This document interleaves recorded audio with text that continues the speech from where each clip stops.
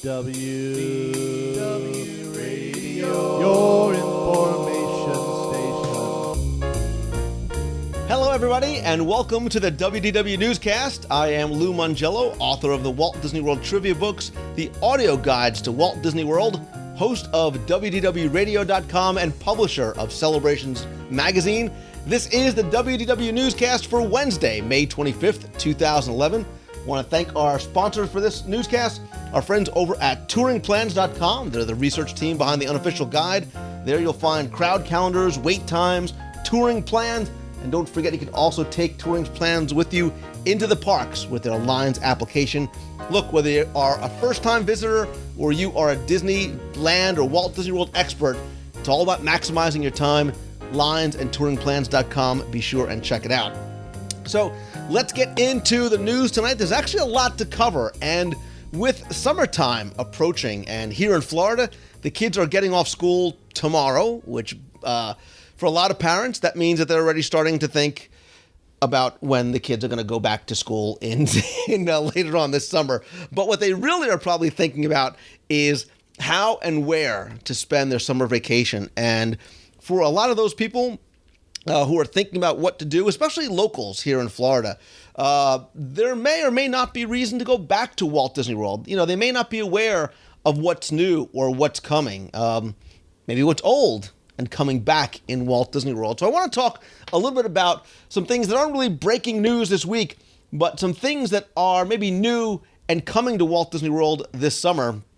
Maybe some things that people don't realize are back as yet.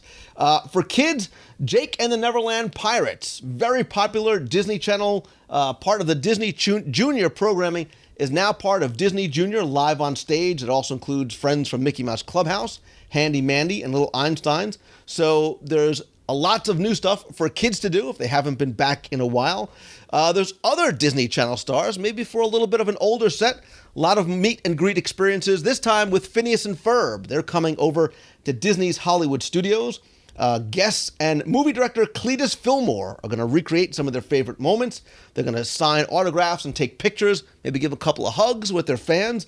That's going to be located near the exit of Muppet Vision 3D, formerly where the Cars meet and greet was located.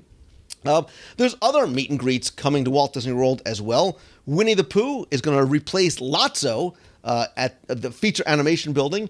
Lotso you can still find over at the Pixar Pals Countdown to Fun Parade, although he's a bad guy, but he smells like strawberries. A Cars 2 meet and greet is going to open on June 5th, also near Muppet Vision 3D. And Lightning McQueen is going to replace, rest in peace, Herbie the Love Bug on stage at Lights Motors Action starting June 5th, 2011. Obviously, great tie-in there. Speaking of characters and meet and greets, many of you may not have seen yet Mickey Mouse's new home over at the Town Square Theater, formerly known as the Town Square Exposition Hall, formerly known as the Gulf Hospitality House, but I digress. His new location there, incredibly well-themed, very well done in there. There's also princess meet and greets in the back, which really are temporary until Fantasyland opens in 2012 and Snow White's Scary Adventures becomes the new sort of princess fantasy fair tent. Great place again to get photos, autographs with Mickey, and for Disney geeks and Disney fans, some incredible details in Mickey's in the queue and also in the meet and greet area. Last time I went, I took more pictures of the props and the details than I did with Mickey and Minnie. Sorry, buddy.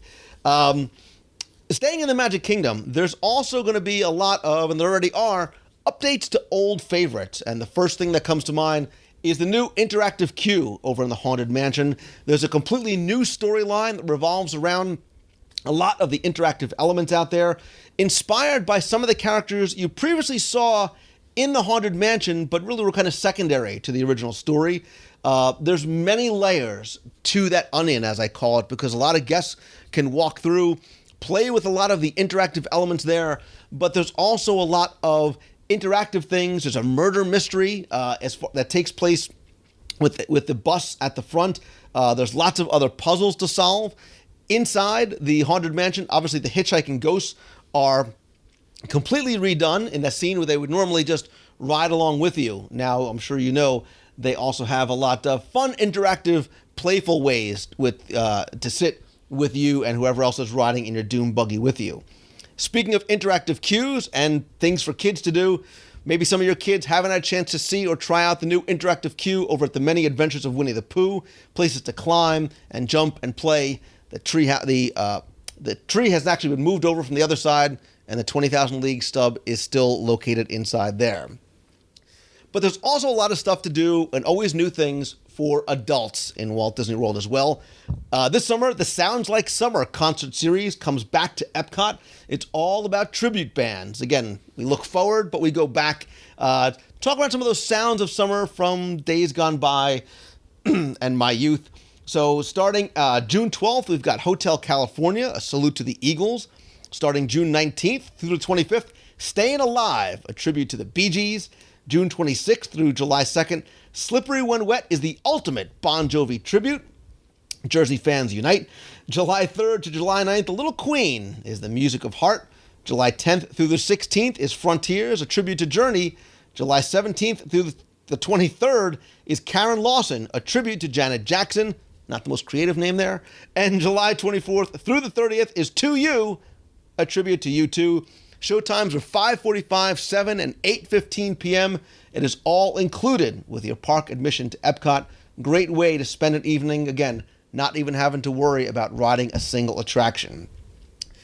As I hinted to initially, what's old is new again, and this sort of holds true for everyone because this summer, an original Magic Kingdom favorite, the Enchanted Tiki Room, is scheduled to reopen in August in a version which is quote-unquote reminiscent of the original show, so we don't know if we're going to get the exact original opening day Enchanted Tiki Room Tropical Serenade show or something that's going to be a little more updated and paying tribute to that original show. Whatever it's going to be, it's not going to be under new management. I know that makes a lot of people in the chat room here and people that I've had a chance to chat with personally very happy. Weren't necessarily happy about the under new management update. Certainly is a little bit dated now, but we're looking forward to seeing what happens when it opens back up in August. Speaking of which, I'm the little orange nerd. This is the little orange bird who is a part of the Sunshine Pavilion. Here he is again. He was sponsored by the Florida Citrus Growers. Disney created this character just for the citrus growers and for Walt Disney World. There's your trivia tidbit of the day. Of course, speaking about things that are old and new again, we would be remiss if we did not mention the grand opening. I don't even like to call it a reopening of Star Tours The Adventures Continue. It reopened last week. It is a completely new experience. I think about it as sort of taking a house and stripping it down to the foundation as opposed to maybe just putting a fresh coat of paint on a new house. They basically took that box and created a completely new experience. Fun for everybody. 54 different possible ride experiences, characters, destinations, tons of great details in the queue, in the attraction itself. The re-rideability factor on this is through the roof, and if you are a Star Wars fan and or a Disney fan, there's something that you're going to like and love about this attraction. And if you missed the original Star Tours, don't worry. There's a lot of tributes to that original, both in the film, and pay very close attention with your eyes and your ears in the queue as well. I'm going to review Star Wars Weekends and Star Tours on next week's WDW radio show, episode number 224. Also just finished literally hours ago a long article all about the reopening of Star Tours for the next issue of Celebrations magazine. Outside the parks, date night is coming back, whether you're adults or kids. Not that kids should be dating, but you understand what I'm saying. Because over at the AMC theaters, they sort of have a new twist on that concept of dinner and a movie. 6 auditoriums are going to be transformed into the AMC Dine-In Theater. That just opened recently as well. And that gives you a chance to literally have dinner and a movie. I don't mean pizza on your couch with Netflix. I mean, you can watch first-run movies, some in 3D, while dining with it from a menu with quesadillas, burgers, flatbed pizzas, grilled sandwiches, house specialties. There's appetizers and desserts. There's reserved seating and tabletop dining offered there as well. I know a number of people who have had a chance to experience it. They love that idea and really sort of gives them another reason to go out to the movies, especially when they're in Walt Disney World. Great rainy day activity, by the way. So the question I have for you who are watching live in the chat room or anybody who may be watching on YouTube, or on the WDW Radio blog. I want to keep this conversation going. Are some of these reasons and new things that are coming reasons to come back or come to Walt Disney World over the summer? If so, what are some of the things you're looking forward to most? I know a lot of people are saying they can't wait for the return of the Enchanted Tiki Room. A lot of people have been anticipating the reopening, or opening as I like to think, of Star Tours The Adventures Continue since it was announced back at the D23 Expo in 2009. Some people say they wouldn't go to AMC during vacation, but in the rain, because in the rain they still go to the parks. That's the way to go hardcore, my friend. Jay Swade is looking forward to some of the renovations and additions that may be coming to Pleasure Island. I am as well, although we don't have a timetable for that as well, that sort of opening of Hyperion Wharf. Megara76 says there's always a reason to go back. These are just little extra things to look forward to. Gina Marie says they're coming back this summer for the old favorites, but the new stuff is fun too. Trumpeteer, great point. We always go back, but appreciates the effort in keeping things fresh. Certainly, I think that's it as well. You know, Walt Disney said, look, I'm not building a museum. Things are always changing. Things are always getting updated. And it's nice to see new experiences and the refreshing of old attractions like the Haunted Mansion, but without dramatically changing the character of the attraction itself.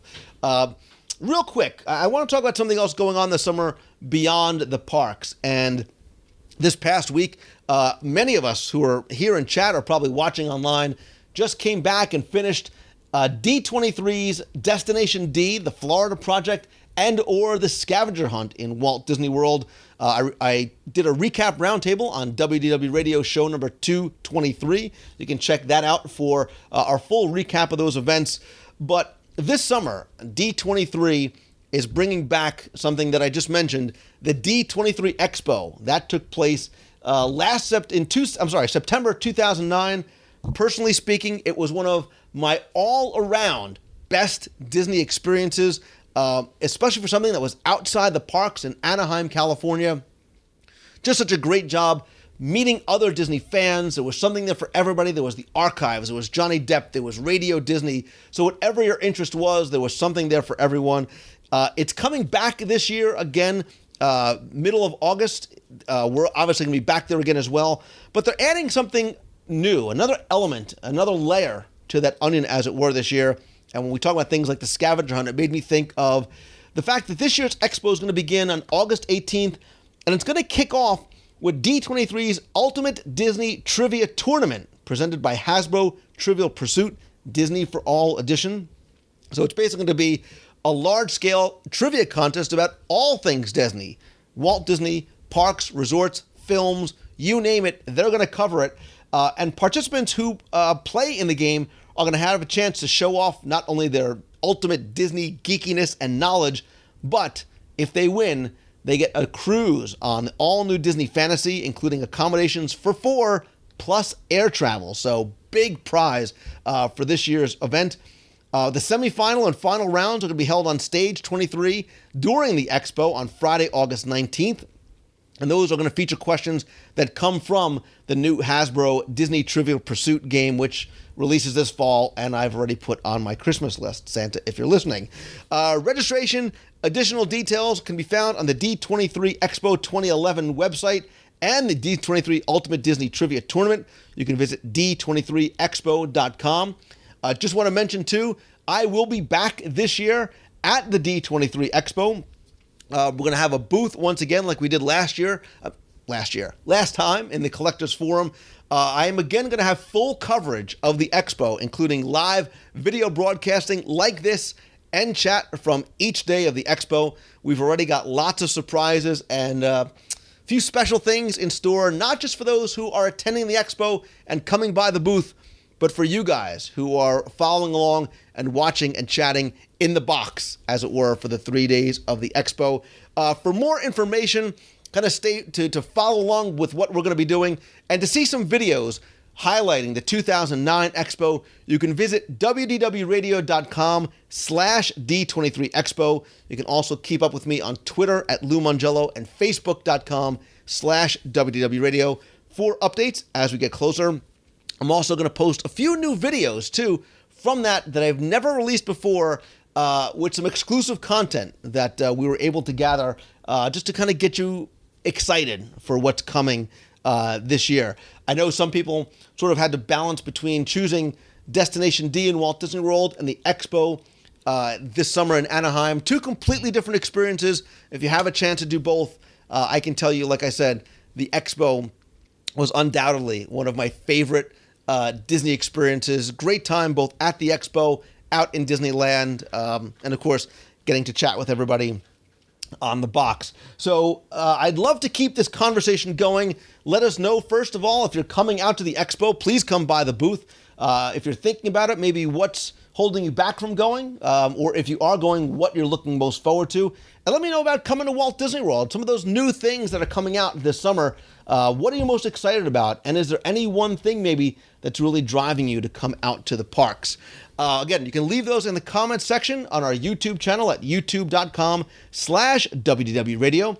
You can also join us every Wednesday night live at 7:30 p.m. Eastern at WDWnewscast.com to be part of the newscast and talk about it live in the interactive chat room. Again, I'll also post the audio portion of the newscast on the WDW Radio feed. You can search for WDW Radio in iTunes and subscribe there. Again, be sure and follow me on Twitter. Come by Facebook. Come by the website at WDWradio.com. There we've got our daily blog posts, photo galleries, videos, fun, family-friendly discussion forums. Lots more going on there.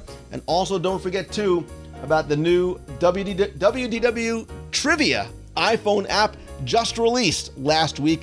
More than 750 questions all about Walt Disney World trivia, hundreds of Did You Knows, new features and questions being added all the time. You can find that in the iTunes store. Just search for WDW Trivia. You can also visit LouMongello.com to find out more about me, private tours, speaking, and lots more. That's going to do it. I want to thank everybody who was watching live in the chat room, everybody who's watching on YouTube or on the website. I am Lou Mongello from WDWRadio.com. Thanks for watching. Good night, and have a pleasant tomorrow.